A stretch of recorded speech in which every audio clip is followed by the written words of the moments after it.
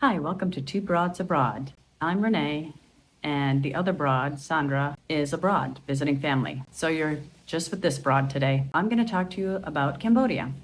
We flew from Georgetown or Penang to Siem Reap, which cost us $200 together. That was with seat selection and with a piece of luggage, so not a bad deal. When we got to Siem Reap, we stayed in a Airbnb, which is where we met Wee Brown Bacon. We love them. They used to be running the Airbnb, and now they are actually back to traveling the world. We put their link down below. They also, as we affectionately remember them, is telling us that LOL does not stand for laugh out loud. It stands for lots of luggage. They were amazing. They told us places to eat, so many great suggestions. We went to the Fair Cambodian Circus, which is about $18 to $38 per person. It really just depends. They have 3 levels of seating, and it's a full-on experience. When you walk in, there's shopping. It's items made by the students who have graduated from their nonprofit school. Then there's an opportunity to dine. A bunch of the students also cooking the food. Then the final is the live performance. But also while you're sitting there and eating, they have a sort of mini performance teaser, which was kind of cool. They call it the Social Enterprise Circus, and their school trains youth from disadvantaged backgrounds and actually pay them when they're in the circus and for the things that they create. So it's a really all-around great experience. It's a lot like, I would say, Cirque du Soleil. There's no animals in it at all. It's a lot of acrobatics. There's musicians. They make their own music. And there's a great little story involved. And I believe they have 3 different performances a month. So depending on which days you go, you'll get the different performance. We really enjoyed that, and that is well worth the money to see it, to purchase items, and to give back to this great organization. Next, they actually helped us to set up a guide for Angkor Wat, and that was $55. It was a whole day experience that included paying for the guide and the tuk-tuk driver, and wow, mind blown. We could literally have done an entire video on Angkor Wat and still had more. It's the largest religious monument in the world. It's 400 acres, built in the 12th century. It was originally based on Hinduism. Now it is Buddhism. It contains over 1,000 temples and ruins throughout. There's pretty much 4 main ones. Angkor Wat, which many of you have seen the pictures of. Bayan, again, could totally be slaughtering these names. So I'm sorry if I am. I have to keep remembering it's only me. Bayan has over 200 faces on these 50-foot towers and in the walls, and they look in every direction, which is very cool and kind of creepy. Then they also have Ta Prohm, which I'm sure many of you know is the Tomb Raider temple, that literally has these huge trees growing up right next to it, and that was beautiful. And then lastly is Angkor Thom, which is a fully walled city that at one point it did support 1 million people. It's built without machinery. Monks still pray there. It is an active religious site. Unfortunately, there has a long history of looting. The Khmer Rouge came and basically chopped off the heads of a lot of the statues there. So it's a little sad walking around and seeing all these beautiful statues, religious statues with their heads chopped off. People did come and basically grave robbing, where they would take the statues and put them into museums and private collections. Some museums actually have started giving back because they knew they were taken under curious circumstances. Sunrise here is one of the most photographed in the world. We weren't here for sunrise. We were there early, and I would recommend going very early because it gets very hot, depending on when you go. Also, the guides are incredible. They go to school because there is so much information. You could ask them any questions. Many different guides speak different languages, so you can find whatever language you're most comfortable with, and it is just an incredible experience. I cannot say enough about Angkor Wat.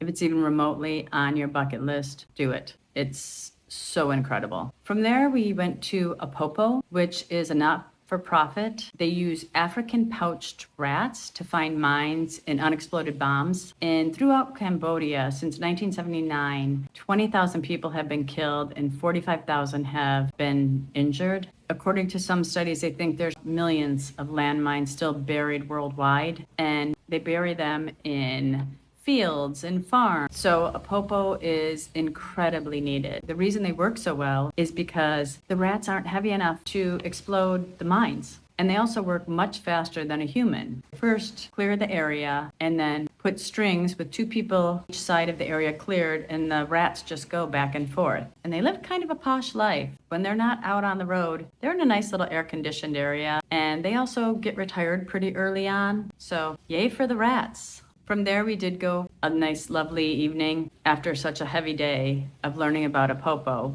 and just truly appreciating how people can work around situations that just seem inevitably terrible. We went to Angkor's Eye, and that is a huge Ferris wheel. It has great views of the city, beautiful sunsets. You won't be able to see Angkor Wat from there because it's pretty flat and it's pretty forested where Angkor Wat is. I would recommend it. If you're short on time, this would be the thing to skip.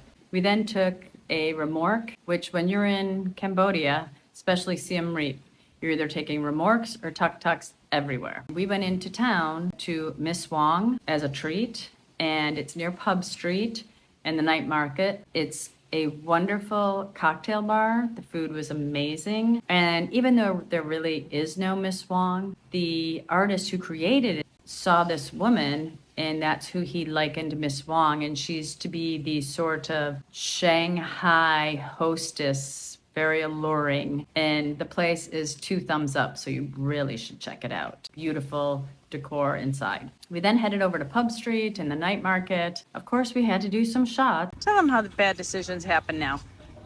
We're doing shots. Sandra, how you feeling? Feeling good. 1 shot. That's all we did. 1 shot.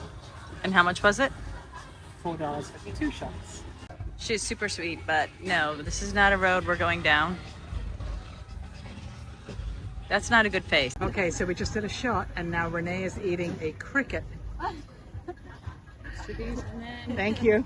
They said they're good. How was it? Actually, they're not bad. Wow, you're way braver than me. Crunchy on the outside, a little mushy in the middle. A little cricket juice in the middle. Yeah. And that was where I had my first dried crickets. It wasn't bad. The following day, we ended up taking Ibis bus to Phnom Penh, which was a 6-hour ride, and that was $18 each, so that was great. If you are enjoying Two Broads Abroad, please like and subscribe to continue following our adventures. We're only getting started. When we got to Phnom Penh, we felt it was important for us to visit the killing fields and Security Prison 21, which has now become Tuol Sleng Genocide Museum. We didn't take any photos there, but unless you're faced with what the past has done, you are condemned to repeat it, as they say. And both of these places were very confronting to see how man against man can really do such atrocities. In the Genocide Museum, for all the people that were there, they say only 12 people made it out alive. Khmer Rouge was in power when I was very young, so I chose to try and find out more information about it. And a really good book that I read was First They Killed My Father, and it's based on this young woman's life when the Khmer Rouge comes and takes over the city and what happened in the years that followed to her and her family. Days like this is why we travel, to learn, to understand, even when it's hard.